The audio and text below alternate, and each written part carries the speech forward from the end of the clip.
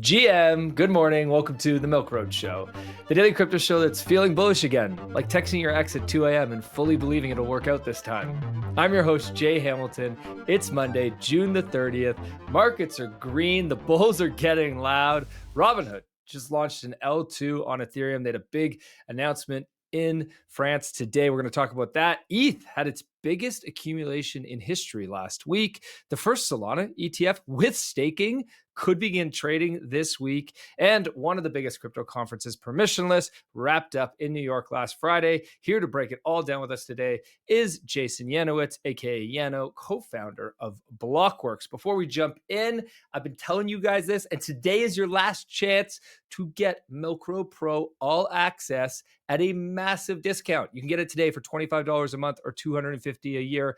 But tomorrow, if you wait until tomorrow, it's going to be $100 a month or $1,000 a year. So don't miss out. If you want to know what is in Milk Road Pro All Access, I don't even have time to tell you guys. There's so many things in this, but it's everything you need to be a great investor, not just a crypto investor, an investor more broadly. Hit the link in the show notes. Check out more. Trust me, you won't be upset if you go Pro All Access. I can't believe we're giving it away at this price. Today's episode is brought to you by Nexo, the platform that grows your crypto without locking it away. It's also brought to you by Ledn. Get cash without selling your Bitcoin. Without further ado, Yano, welcome back to the Milk Road Show. Jay, what's happening, man? You always the intros are incredible.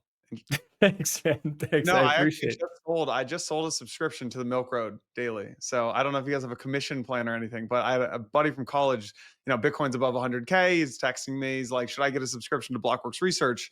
And our platform's a little more for like enterprise funds, institutional folks. And I said, actually, I was like, look, I think it's a little too expensive for you, but you should get access to Milk Road Daily. So he said he signed up. There you go. Wow. Guys, I didn't pay Yano to say that. I don't think he got the discount though, so he's going to be upset with me. But that's all right. Well, give me his name. I'll hook him up with a discount. It's we don't need to do a love fest, but the love between Blockworks and Milk Road runs deep for sure. There's a lot of love to be shared there. So because my team was at Permissionless last week and had so many good things to say about that. Okay, so much to talk about today. I honestly don't even know where to start. You want to start with Permissionless, or should we start with? Yeah, let's start. Let's talk Permissionless. So I will. We just wrapped up Permissionless. So this is the first pod. I haven't even done an Empire podcast since then. But this is the first podcast since then. It was incredible. So I know, I hung out with a lot of your team there. It was we've been doing Permissionless since 2022, right? So this was Permissionless 4, and I would say it was by far.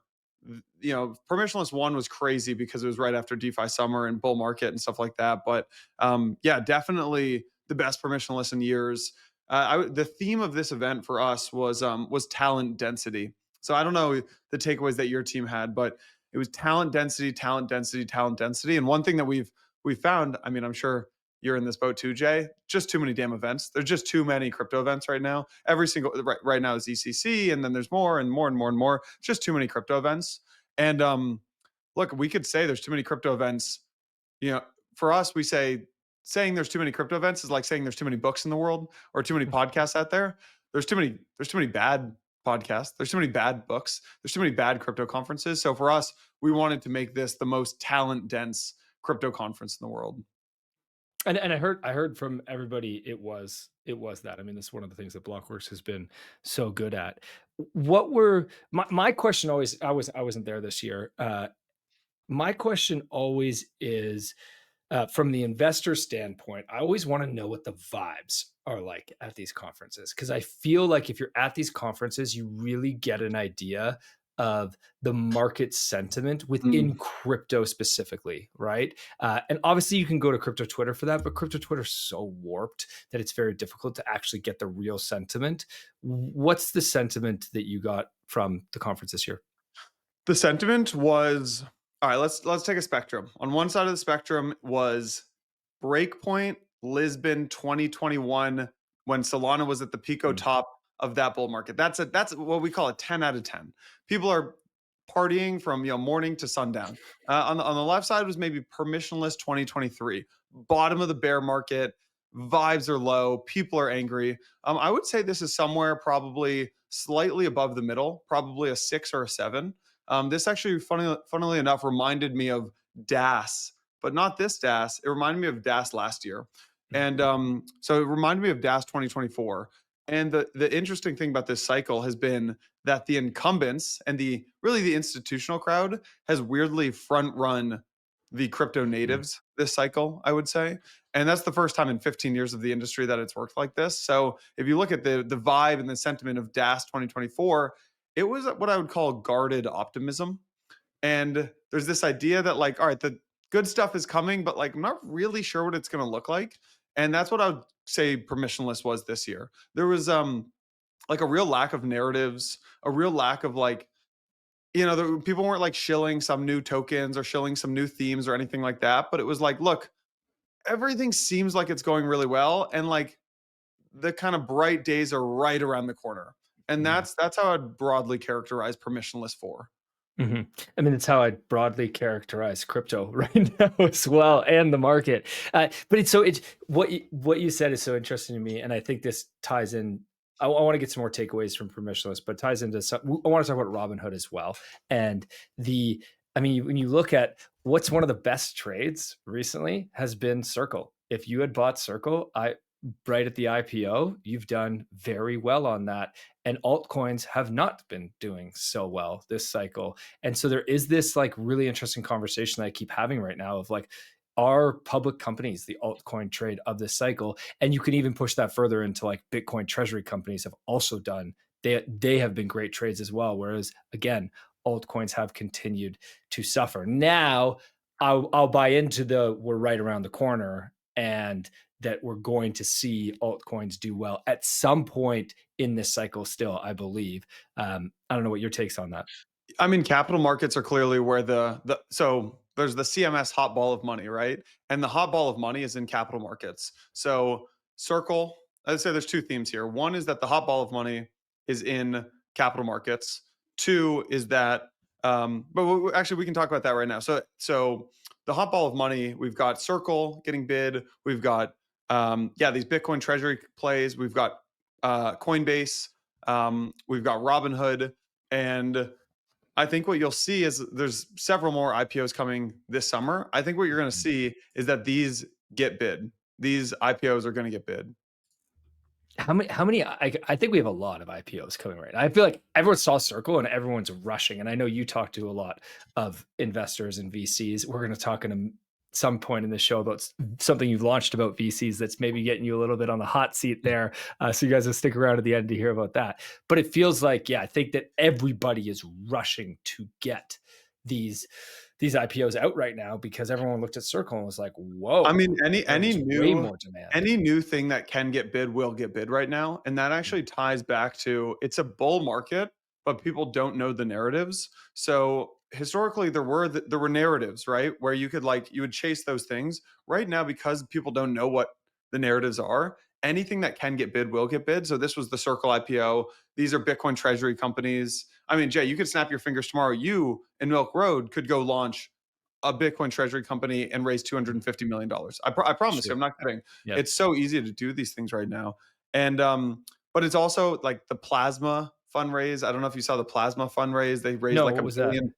It's like stable coin. There's like $1 billion in commits for it.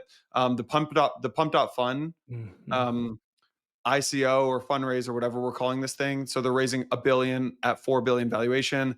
That thing got bid. I mean, it was impossible to get into that. It was nearly impossible to get into that deal. That's Pump raising $1 billion at $4 billion, and it was really hard to get into that. And that thing's going to rip out of the gates. I mean, I think it'll go from 4 billion to like 10, 15, 20 billion. And that's just because the hot ball of money is chasing things right now. Yeah, it's but it's not in the it's not in the altcoins. It's not in the altcoins.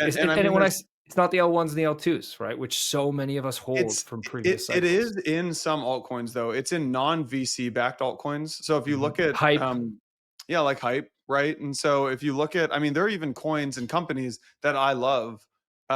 There's just so many unlocks coming still that it's really tough to bid these things. I mean, I won't name names, but yeah, there's folks who are unlocking 40, 50, 60 million dollars of this stuff every couple of weeks. There's no one bidding into that. And that's why the solution to that, I actually think what will kick off the alt season is these corporate treasury companies are going to flip from Bitcoin, ETH, and SOL into name your top 50.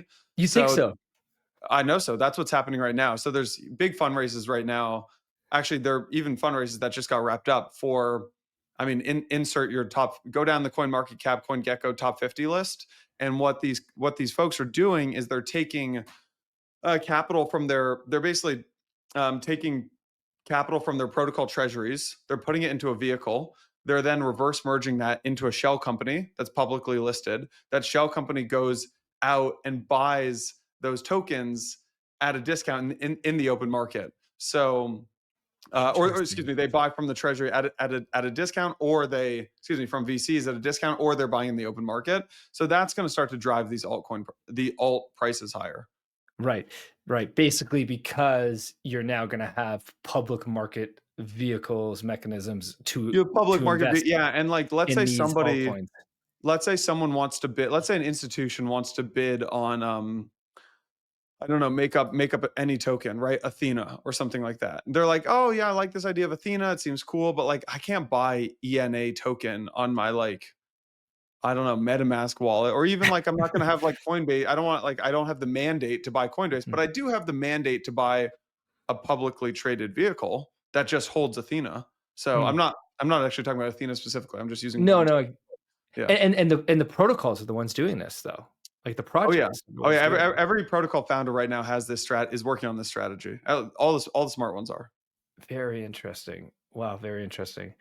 That's great alpha. Thanks. Okay, let's go back.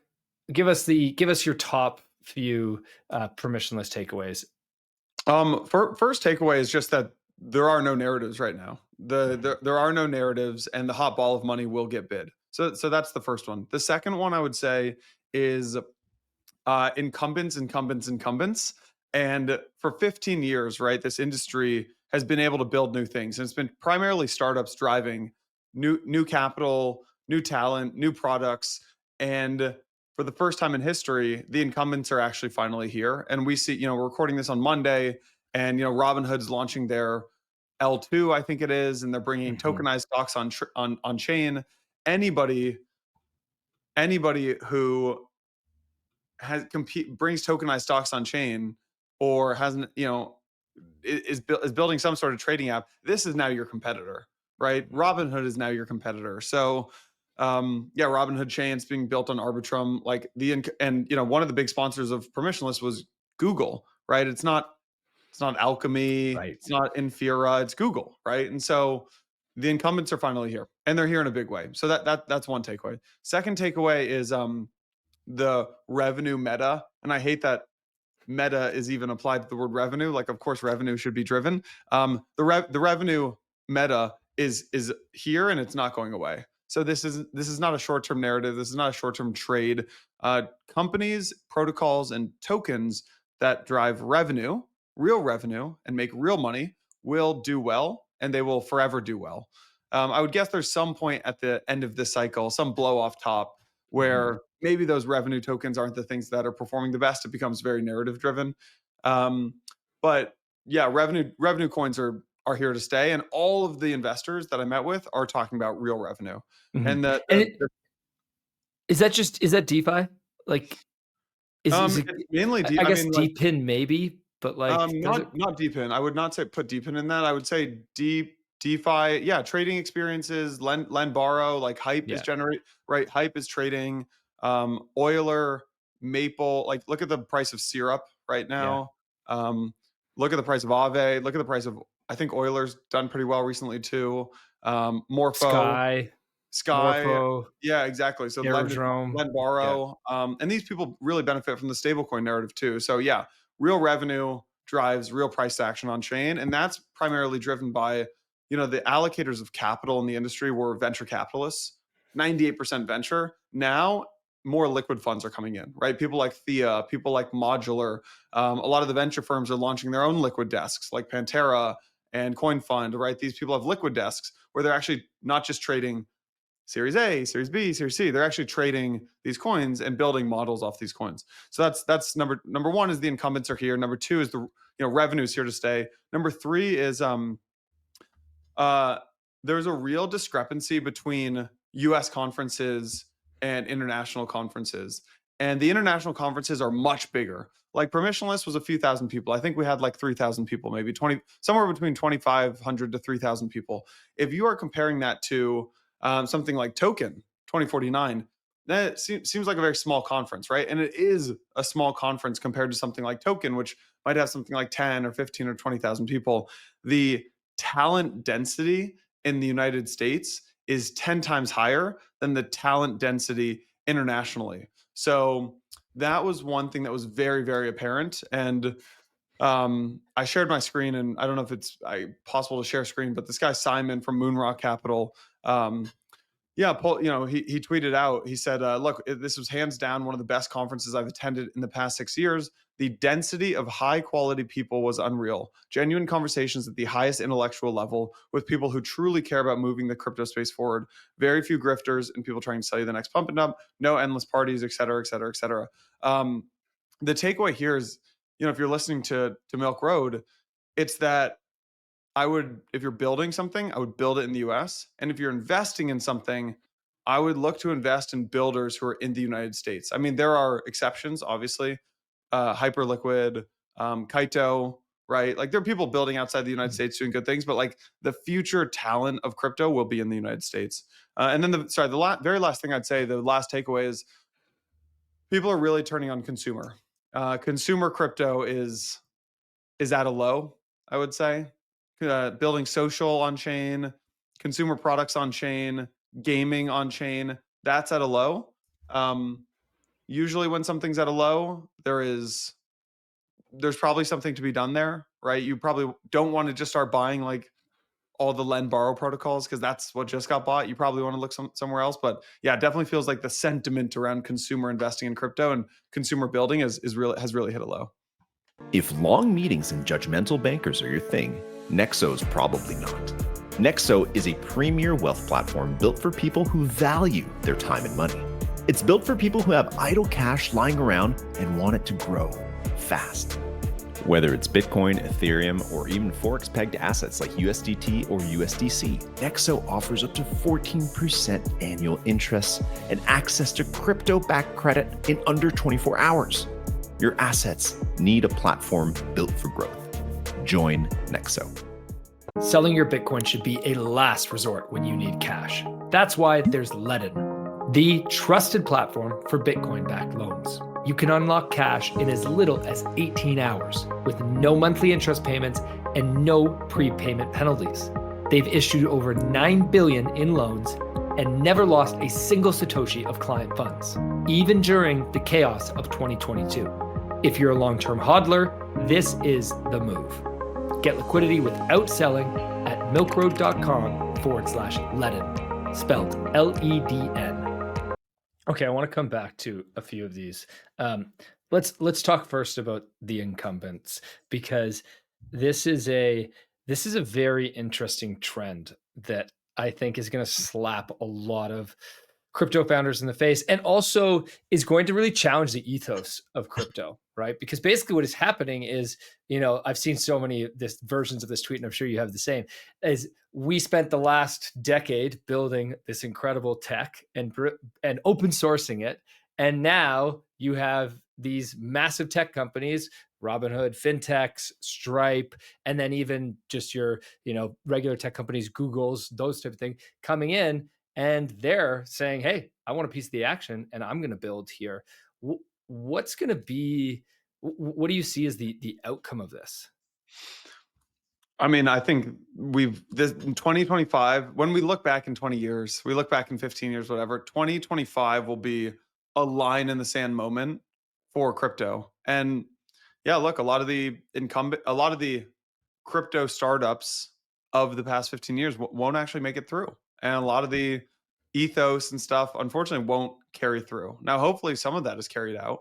And hopefully some of the, the old tagline is like, instead of don't be evil, it's can't be evil, right?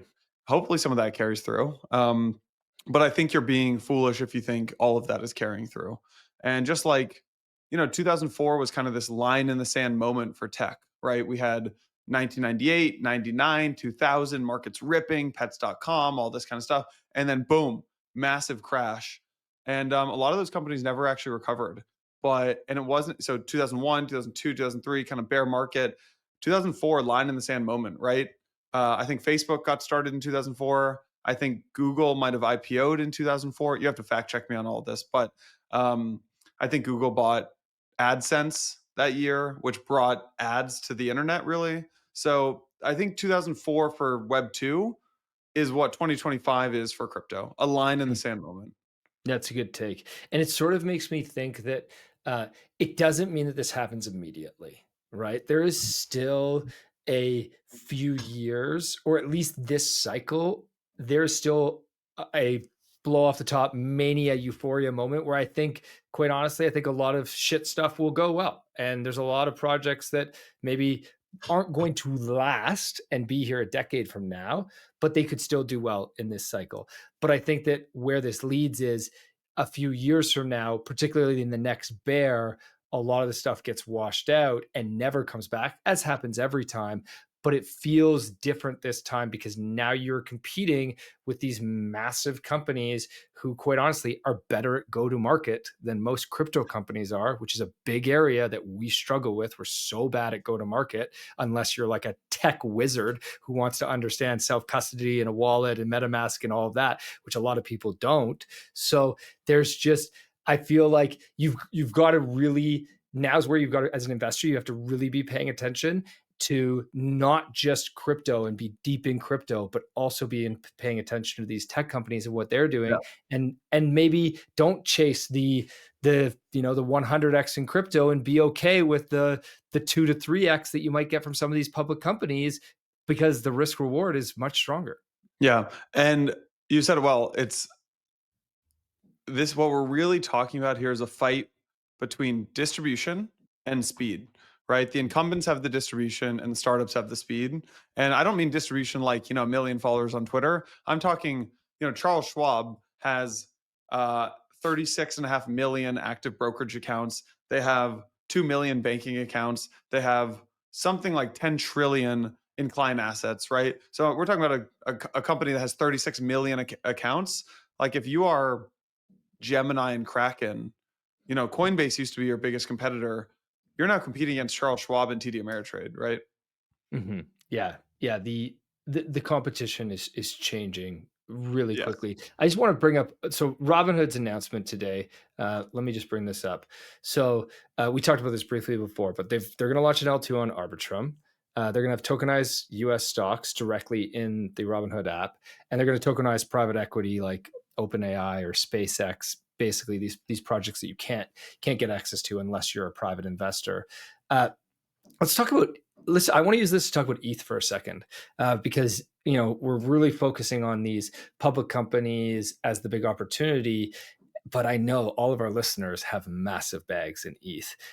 What's your thoughts on ETH and where it's at right now? Are you in the camp of, hey, the risk reward isn't as good on ETH and you don't know where it goes this cycle? Or are you in the camp that, hey, like this is the low and ETH is going to rip and it's got way more to go, and taking that side? I'm at the risk of getting punished on Twitter. I'm very bearish ETH. I mean, You are. Yeah, I'm very bearish ETH. I'm not buying any right here. That's it. I spent my weekend getting shredded from the ETH maxis already, so I don't know if I want more pain, but I mean, I thought they did the right thing, which was, I thought for years they spent years making wrong decisions. I thought they did the right thing with this pivot, which is good. But I have met many of the people in charge and leading the ship, and I don't think they're the right people. And I think that ultimately, you make investments in startups and companies based on the people running things.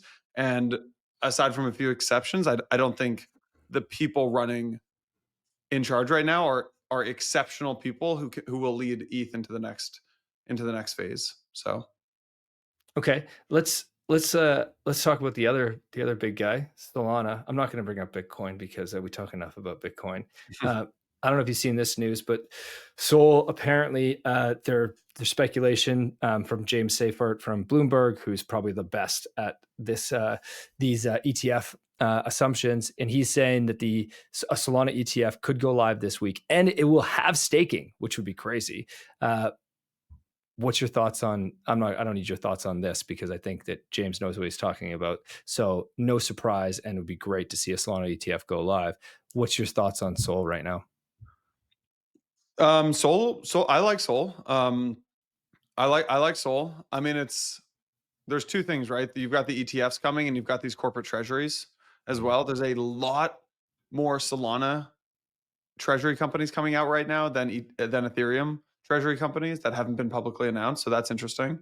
I will say Solana, I loved Solana for the last year and a half. I mean, I think if you talk to anyone who actually works at Solana or in and around Solana, they're very nervous about Hyperliquid. And so, we're seeing the Bitcoin maxis were really annoyed and scared of, and basically tried to run ETH into the ground. ETH said no, went up 250x and had their time in the sun. ETH basically said Solana was a scam and never to touch Solana. Solana had its time in the sun. And now Solana people are saying you should never touch Hyperliquid. I'm sure Hyperliquid will have its time in the sun, and nothing is new, Yeah, it's a great take. It certainly feels like I'm constantly reminded that when we talk about the smart contract blockchains that it's so early and we actually don't know which one is going to win. I still believe that there will be one winner, right? Power's law would say there will probably be a few main chains, and one of them will have the majority, is what I would believe. I don't know what your thoughts are on that, but I think it's still too early, and we don't know if it's Ethereum, if it's Solana, or if it's Hype, or if it's Sui or Aptos, or go down the list. I still think the best play is not to get too cute and to just, I would basically have a bucket where you just allocate to the majors and you just do a third Bitcoin, a third ETH, and a third SOL. And if you that's going to sound so lame, and people want oh, what's my leverage on what's my thing and what's going to go up 100x, but at this point unless you have strong conviction, for most people, 1/3 Bitcoin, 1/3 ETH, 1/3 SOL. And people will say, well, look at ETH. ETH is flat over the last 5 years. ETH is flat. Well, yeah, Solana's not. Solana is up 15x. Bitcoin's not, right? Bitcoin's up 3 or 4x. So yeah, maybe you were flat on your 130 position, but you caught the other things. And sure, ETH could rip. I could be totally wrong. ETH could hit 10,000 this year, and maybe Solana gets punished for that. I think you want exposure to all three. Yeah, I think diversification is the key. But I would say, to me, I think you put Bitcoin in its own bucket now. I think you put Bitcoin in its own bucket, and then you have your smart contract layer bucket where you're trying to basically catch the future of the internet, as if you were trying to invest in the internet before the internet came out. And then I think you can go down to the risk curve and have more your DeFi bucket or your other buckets as well. Let's talk about VC versus for a second, because you did something over the weekend that was super fun that you're now getting absolutely slammed for, apparently, in your DMs. Tell us, maybe you could screen share. Tell us what VC versus is, and then talk to us about what's going on here and why every VC in the world is currently DMing you. Yeah, sure. So can you see this screen? 1 second, let me get it. There we go. So I was just playing around yesterday. There's this tool called Replit. Replit has a thing called Replit AI where you can just tell it to make anything and it'll go code it and build it for you. So I was like, look, there's this funny kind of meme, which is the S tier, then A through F, right? And I was like, oh, I saw this actually for VC, and I was like, oh, someone just made this. I was like, I wonder what the actual community thinks. I wonder what crypto Twitter thinks of this. And so I can show you here. What VC versus is it's kind of like Tinder for crypto VCs, where you can click on them and you just actually rank them, right? Defiance, click. There you go. Next, click. Verify, click. This is hot or not for VCs, basically. It's hot or not for VCs. And so if you pivot over to this tab, and there's 30,000 votes cast so far. Crazy. So we launched this thing. Let's see, at 10:57 a.m. It's 1:30. So the thing's been live for 3.5 hours now, and we've got over 30,000 people who have voted. So if you actually, this is how you build it. So anyone who hasn't ever used Replit, it's amazing. Like you just got to go into Replit. I said, I want to build a rank of crypto VC website. Name is VC Versus. I want it to look like the classic S tier, A through F rank meme ranking. Users should vote on who would you rather have on your cap table. Then it shows 2 crypto VCs. They go on S tier if they get 95%, A tier if 85 to 95%, and so on and so forth. Also add a space to submit a new crypto VC. And then I went on ChatGPT and said, give me the list of the top 50 crypto VCs. I put it in and yeah, and then it built it. And then look, so how long does this take you? I mean, you could just, this was, I don't know, probably an hour to do this, 2 hours, and then probably another 2 hours to like add features and debug it. So this is incredible. It's like talking to ChatGPT. You know, I'm like, some logos seem to be missing, and then it fixes it. Funds on the left side just show logo as D, and then it fixes it. Make this the social graphic. There are weird bubbles between logos after 2 rankings. Logos hang off the edge, right? So you basically have this, and then logos hang off the edge, and then you just debug it in real time. Yeah. But you're not debugging. You're debugging just by talking to this thing. So it's pretty amazing. It feels like, actually, before I give my takes, tell us what the reaction has been. So you gotten 30,000 votes, because there's a sort of a funny side, maybe not so funny for your inbox right now, but yeah, I mean, look, all the VCs are mad at me right now, candidly. I've got, you know, all these logos on the screen are not loving it. You know, even the ones that are ranked high. I mean, the guys ranked high. So Sino Global. I don't even know what that is. What's Sino? They botted this. So actually you can see. Oh, they botted it. So I tweeted this. So I actually pulled it up, and I called them out on Twitter. I said, so actually in Replit, I said it looks like Sino has botted it. And they said, I can see Sino has suspiciously high vote counts. 2,060 wins out of 2,449, which suggests potential botting. Let me implement anti-bot measures, clean up the database. So yeah, people are botting it. People were creating duplicates. People were like getting like kind of farms to start clicking for them and like downvoting their competitor. So, you know, I forgot to add some VCs, so people were not happy about that. Anyways, nobody's happy. Nobody's happy. Just a game. Just a game. Everybody take a deep breath. But yeah. Okay, so to me, the takeaway here is two takeaways. One is the speed of innovation that we're about to see as a result of AI, and 2 is the world needs more entrepreneurs. Like that is, we can never have enough entrepreneurs. We can never have enough builders, and we've had a challenge with that because of just the huge barriers to entry, particularly in tech. We have had massive challenges. And as a result, the Mag 7 has dominated it, because you've had these big companies that can pay the best talent and attract the best talent and own engineering, basically software engineering. They've owned that. And so they have, over the past few decades, they have dominated. And that's why they've separated themselves. To me, what this says is we're now going to see a shift where you're going to see smaller companies, billion-dollar companies with 1 or 2 employees. You're going to see innovation speed up, which we desperately need in crypto. We haven't had real crypto innovation in a while, honestly. Like maybe you could say that on the finance side, we're getting stuff, but beyond that, no, not really. So this shift, I don't know how to necessarily invest in this shift, but it means that, to me, that I could see the Mag 7 becoming less valuable, maybe long-term, and these smaller startups becoming more valuable. Like, I mean, with AI, there's just a question of like, where is the value going to be? I really, and this is a bigger, more philosophical question, but I really wonder 10 years from now, if you can say that public trade, like these massive companies, are worth what they're worth anymore if it's all AI. Yeah, I mean, it will now. There's never been a better time in the world to be an entrepreneur, right? Like there's never ever been. We have a gross undersupply of entrepreneurs, and there's never been a better time.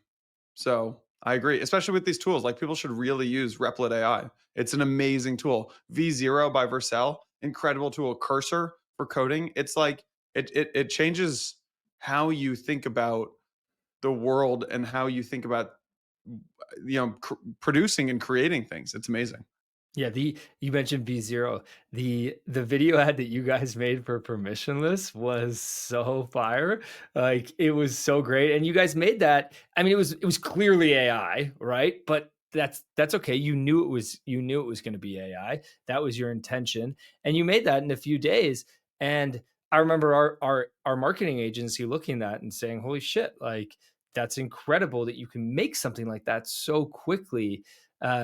Yeah, I don't know. I think when I really think about AI, other than so I agree, great opportunity, great time to be an entrepreneur. Everybody out there, if you're thinking about being an entrepreneur, go take your shot. Now's the time. And don't hire talent, just build with AI, remain a one-person team. But on the investment side, I don't know. It's sort of, I think back to an episode we did with Jordy Visser. I don't know if you've ever sat down and chat with him, macro guy, and real gray hair. And his take was that all roads lead to Bitcoin as a result of AI, because Bitcoin becomes really the only asset that you could see that could do well in an AI dominated world where all these companies, I don't know their value. And this is long term. Don't trade on this today. Like, we still have probably 10 years until we're in this like fully AI world. I don't know if you have thoughts from an investor standpoint. I don't agree that. I'm not sure I don't agree that like Bitcoin could be the one that does the best. Or Bitcoin is like the only investment to make in an AI world. I do think AI will drive an age of like extreme abundance. And also I think we're just, this isn't the point of the show, but like extreme money printing is coming again. Like, there's just no way to stop it. The financial system of the US is just too flipped upside down. So the thing that will do the best there is Bitcoin. So you combine like irrational exuberance will come again, extreme amounts of capital will come again, and like this proliferation of AI makes it actually, like I was saying, it's never been a better time to be a builder. It's never been a tougher time to be an investor, right? I got dinner at Permissionless with a bunch of investors. They're like, we don't know how to invest anymore. We don't know who to invest in. Do you invest in the incumbents and buy equities? Do you invest in startups? Are these startups even like valuable anymore? Do I try to find like one person companies for doing this? Do I just invest in people instead of company? So it's very tough to be an investor right now. But so because of that, yeah, Bitcoin's the way to basically allocate to all of this together. It's I don't necessarily want to leave everybody on that note, but I think that is a good spot to end the show, because it makes the point that you gotta stay tuned in. So whether you're listening to the Milk Road show, whether you're subscribed to Blockworks, if you want on the macro side, go check out Forward Guidance or go check out Milk Road Macro, because you got to stay tuned in this market. It's a difficult market right now to figure out. Indeed. I do think though, when you said money printing comes on later this year, I think we have another blow off top crazy bull run, all assets rise. I think that's an inevitability. I agree. Jay, thanks for having me. Oh, I have a discount for our next conference, which is Milk. Milk gets you 10% off DAS London, which is coming up in October. What is it? October? Okay. October, 10% off DAS London. We'll put a link in the show notes, everybody, and hit the code MILK. Yano, thanks for joining us today. Appreciate you, Jay. Thanks for tuning in. I got to remind you, as always, that none of today's episode was financial advice. I'm not your investment advisor. Neither is Yano. You should always do your own research and think before you invest. And one more time, I got to tell you that Milk Road Pro All Access is only $25 per month today. But tomorrow, it'll be $100 per month if you want to be a great investor in crypto and beyond. I highly recommend Milk Road Pro All Access. Thanks for tuning in, folks. Have yourselves a wicked awesome day. We'll see you back again tomorrow. If y'all are making swaps or trades right now, highly recommend you check out Milk Road Swap. This is a DEX that we built in partnership with Cow Protocol. Why did we build it? Not to make money, just honestly so we could have a place to do our swaps for the lowest fees that we could find. This is the fees on Ethereum, Arbitrum, and Base are only 0.15% fees. This is a huge difference from other centralized exchanges that charge 0.5% or even up to 1.2% fees on their swaps. Also, you can swap on Solana, all at swap.milkroad.com. Check it out today. you won't be upset, and you can join me in my favorite place to make swaps on chain. As always, if you liked today's episode, please hit subscribe and make sure you follow us so you don't miss out on the next one. There's also a link in the description to our free 5-minute daily newsletter where we simplify crypto for you while making you laugh. And if you're willing to step up your crypto investing game, we're going to also leave a link for Milk Road Pro. You get access to our portfolio where you can see exactly what we are buying. This is your number one resource to help you invest successfully in crypto. One final note, this show is for educational purposes only, and nothing we say is financial advice. Investing in crypto or any asset is risky, and you should never invest more than you can afford to lose. Thanks so much for listening in, my friends. Have a wicked awesome day.